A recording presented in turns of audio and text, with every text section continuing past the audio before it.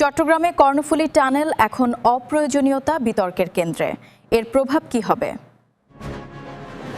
টানেলটির নাম কর্ণফুলী টানেল। এটি সম্পর্কে অনেকেরই আপনাদের পরিষ্কার ধারণা আছে। এই কর্ণফুলী টানেলটির খুব সম্ভব আমি দেখিনি। কর্ণফুলী টানেলটি এটা মিনিস্টার সাহেব বলতে পারেন বোধহয় পার হয়ে গিয়ে ওপারে গেলে বোধহয় একটি জায়গায় কতগুলো খুব স্ট্যান্ডার্ড বেশ লাক্সারিয়াস সর্ট অফ অ্যাপার্টমেন্ট বা বিল্ডিং তৈরি করা হয়েছে, যার কোনো প্রয়োজন ছিল না। এখানে কয়েক শত কোটি টাকা খরচ হয়েছে। একই সাথে ওনার ইনভেস্টিগেশনে বেরিয়ে এসেছে যে চট্টগ্রামে কর্ণফুলী টানেল নিয়ে প্রশ্ন তুললেন প্রধানমন্ত্রী তারেক রহমান।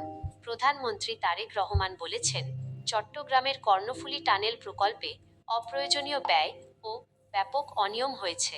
তিনি দাবি করেন, টানেলের ওপারে বিলাসবহুল ভবন নির্মাণ সহ বিভিন্ন খাতে শত শত কোটি টাকা ব্যয় করা হয়েছে, যার অনেকগুলোর কোনো প্রয়োজন ছিল না। সোমবার তেজগাঁওয়ে প্রধানমন্ত্রীর কার্যালয়ে পুলিশ কর্মকর্তাদের সঙ্গে এক সভায় তিনি এসব কথা বলেন।